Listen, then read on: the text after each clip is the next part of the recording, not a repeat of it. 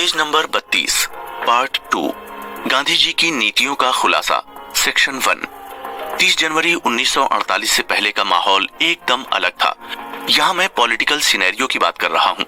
Gandhi ji Gita, Quran, Bible जैसे धर्म ग्रंथों का पाठ कर प्रार्थना सभाएं कर रहे थे। मुझे इसमें कोई आपत्ति भी नहीं थी और ना मेरी उनसे कोई ऐसी शत्रुता थी, बल्कि मैं तो इसे उनकी एक योग्यता मानता था। मेरे लिए मेरी मातृभूमि अभिन्न है और कई लोग कई धर्मों को मानते हुए इस पर स्वतंत्र रह रहे हैं। भारत में हिंदुओं की संख्या सबसे अधिक है। हिंदुस्तान की पवित्र भूमि हिंदुओं के लिए और हिंदू हिंदुस्तान के लिए उनकी प्रसिद्धि, महिमा, संस्कृति, कला, विज्ञान, ज्ञान और दर्शन अद्भुत है। उनके बाद नंबर आता है मुसलमानों का, जो संख्या में सबसे अधिक है। अंग्रेजों के आने से पहले मुसलमान कभी भी इस एहसास से नहीं गुजरे जो अब महसूस कर रहे थे। गांधी जी ने लगातार मुस्लिम समुदाय और मुस्लिम लीग का समर्थन किया। ऐसे में अराजकता और अलगाववाद साल दर साल बढ़ता गया। 1916 में कांग्रेस ने लखनऊ संधि की, लेकिन इसके बाद में संविधान में इसे लेकर संशोधन किए गए। 1920 में लोकमान्य तिलक की मृत्यु के बाद कांग्रेस में गांधी जी का कद लगातार बढ़ता चला गया और वो टॉप पर आ गए। वे सत्य और अहिंसा के नारे के साथ लगातार आगे बढ़ रहे थे, जिसमें नया कुछ नहीं था, सिर्फ सार्वजनिक आंदोलन के अलावा। वैसे आप कल्पना कीजिए कि अगर आपको अपनी जिंदगी इस तरह के प्रिंसिपल के साथ जीना पड़े तो क्या वास्तव में अपने रिश्तेदारों का सम्मान करेंगे, उनसे इस तरह से प्यार कर पाएंगे या फिर देश हित को नजरअंदाज करेंगे? मेरे हिसाब से अन्याय और आक्रामकता के खिलाफ सशस्त्र प्रतिरोध अन्याय नहीं है। आप बेशक दुश्मन को हरा नहीं सकते, लेकिन विरोध करना आपका धार्मिक और नैतिक कर्तव्य है। इसी सिद्धांत पर राम ने रावण से युद्ध किया था, श्री कृष्ण ने कंस को समाप्त किया और अर्जुन ने महाभारत के युद्ध में अपने कई भाइयों और मित्रों का वध किया था। राम, कृष्ण, अर्जुन सभी ने हिंसा की, तो क्या वे दोषी थे? नहीं, उन्होंने वीरों की तरह लड़ाई लड़कर अपना कर्तव्य निभाया। आज तक कई वीरों ने हमारे देश में इस तरह के हमलों का विरोध किया है। विदेशी अत्याचारों के खिलाफ, आक्रमणकारियों के खिलाफ, मातृभूमि की रक्षा के लिए कई लोगों ने नेतृत्व किया और अपना कर्तव्य निभाया। ऐसे में गांधी जी के अनुयायियों के लिए ये उदाहरण इसलिए दिए जा रहे हैं। शिवाजी, राणा प्रताप, गुरु गोविंद सिंह जी से उनकी तुलना कैसे कर सकते हैं? ब्रिटिश हुकूमत के बाद भारत का बंटवारा और फिर मुस्लिम हिंसा के जरिए गांधी जी की मौत का फायदा उठाने की कोशिश की जा रही है, जो सिर्फ और सिर्फ स्वार्थ है।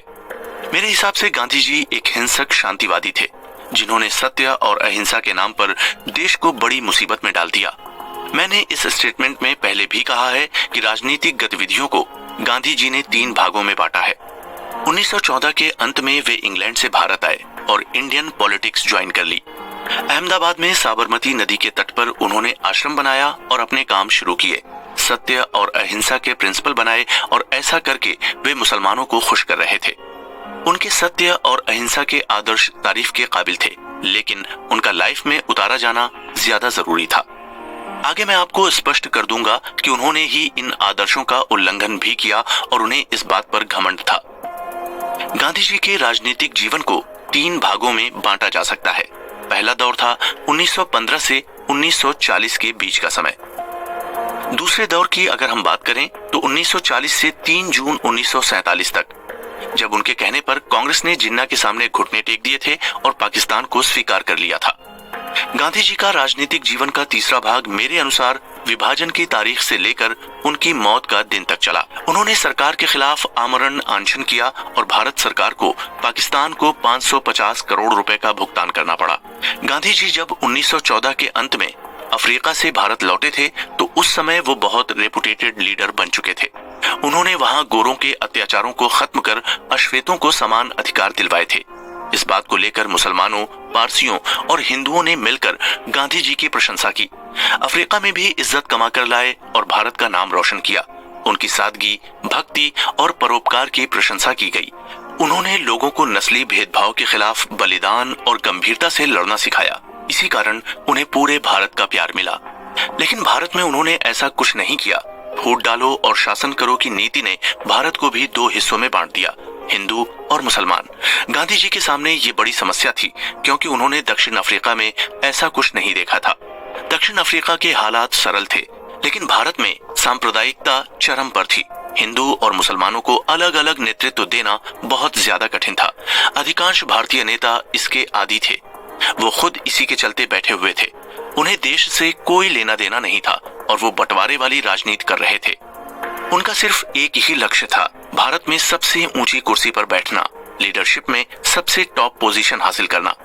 दादा भाई नौरोजी, सर फिरोज शाह मेहता, लोकमान्य तिलक, जी के गोखले भी उतने ही सम्मानित थे जितने गांधी जी।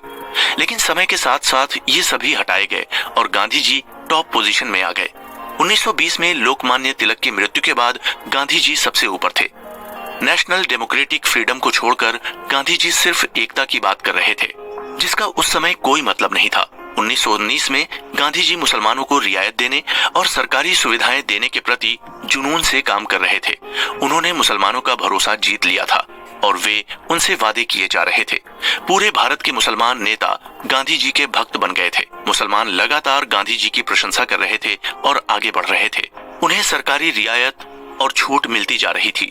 मुसलमान राष्ट्रीय एकता के लिए कुछ नहीं कर रहे थे, वे सिर्फ खुद के लिए सोच रहे थे और लगातार हिंदुओं को मार रहे थे, धर्मांतरण कर रहे थे, आगजनी और बलात्कार कर रहे थे। कुछ समय बाद गांधी जी को भी हिंदू मुस्लिम एकता की असलियत का अंदाजा हो गया और खिलाफत आंदोलन असफल रहा।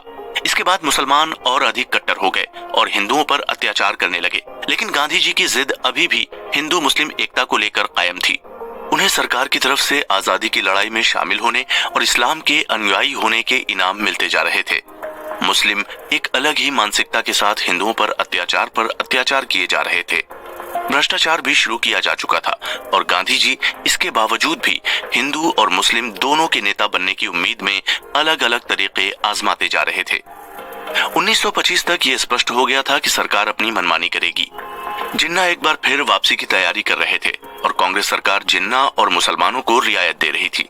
इसी दौरान मुंबई से सिंध अलग हुआ और गोल में सम्मेलन भी आयोजित किया गया, जहां अल्पसंख्यकों पर कई सवाल उठे और जिन्ना उनका जवाब देते हुए इस स्थिति का फायदा उठाते हुए 1935 में जिन्ना ने फेडरेशन ऑफ इंडिया का निर्माण किया।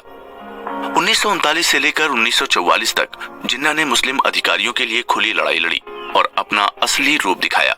1940 में ही अप्रैल में जिन्ना ने 2 राष्ट्र के सिद्धांत की मांग कर ली थी।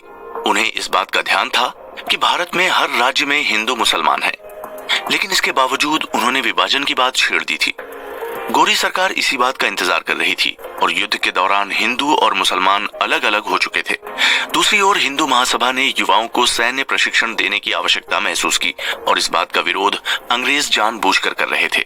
बावजूद इसके महासभा ने वायुसेना, जल सेना और थल सेना में करीब 1.25 लाख हिंदू युवाओं को युद्ध प्रशिक्षण में महारथी बना दिया। 1942 में कांग्रेस ने भारत छोड़ो आंदोलन की शुरुआत गांधी जी के नेतृत्व में की। इस समय विश्व में कई परिवर्तन हो रहे थे। अप्रैल 1945 में जर्मन से जापान हार चुका था और उसी वर्ष जापान पर परमाणु बम गिराए गए।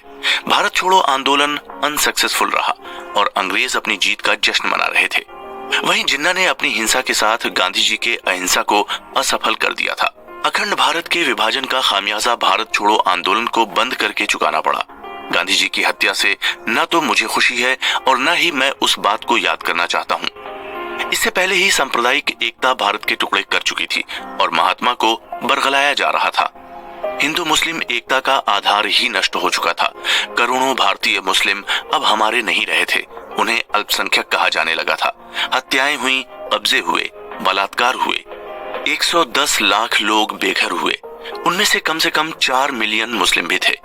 बावजूद इसके गांधी जी अपनी नीति पर कायम रहे, जिसे देखकर मेरा खून खौल गया। गांधी जी अंग्रेजों की तरह फूट डालो और राज करो की नीति अपना चुके थे। उन्होंने देश का बंटवारा किया और निश्चित किया कि उनका राज कभी खत्म न हो। गांधी जी की नीतियों का खुलासा। सेक्शन 2। महात्मा गांधी की पॉलिसी अचूक थी। वो सरकार और जनता के बीच मीडिएटर मतलब माध्यम की भूमिका से संतुष्ट थे। वे जानते थे कि आंदोलन कब करना है, उसे कब बंद करना है। इस मामले का मास्टरमाइंड थे। वे आंदोलन की टेक्निक यानी तकनीक अच्छे से जानते थे। वे जानते थे कि आंदोलन आपदाओं का कारण बनेगी, राजनीति होगी, लेकिन परिस्थितियां नहीं बदलेंगी। गांधी जी उस समय खुद ही केस थे, खुद ही वकील थे और खुद ही जज। कांग्रेस पर उनका पूरा दबाव था और उन्होंने कांग्रेस को अपनी बुद्धि से जीत लिया था। मैं इस स्टेटमेंट में ये भी मेंशन करना चाहता हूँ कि उन्होंने 25 सालों में कितनी गलतियां की और कितने गलत काम के दोषी वो हैं। उन्होंने नारों के जरिए षड्यंत्र रचे और लोग उनके पीछे भागते चले गए। खिलाफत शुरू हुई और प्रथम विश्व युद्ध के बाद तुर्की ने अफ्रीका और मध्य पूर्व के अपने साम्राज्य से हाथ धो बैठा। सुल्तान को पद छोड़ने के लिए मजबूर किया गया और फिर वो गायब हो गए। उनके साथ ही खिलाफत समाप्त हो गई। भारत में खिलाफत ने नए मुस्लिम नेताओं को जन्म दिया। गांधी जी ने खिलाफत आंदोलन के जरिए अपनी पहचान बनाने का आसान तरीका धर्म को बनाया। गांधी जी की ये सोच नई मुश्किलें और आपदा लेकर आई। मुसलमानों में अली बंधु सिर चढ़कर बोलने लगे और खिलाफत आंदोलन भारत में असफल रहा। कुछ समय बाद मुसलमानों ने फिर खिलाफत आंदोलन अपने दम पर शुरू किया और इसमें उन्होंने कांग्रेस को भी शामिल नहीं किया।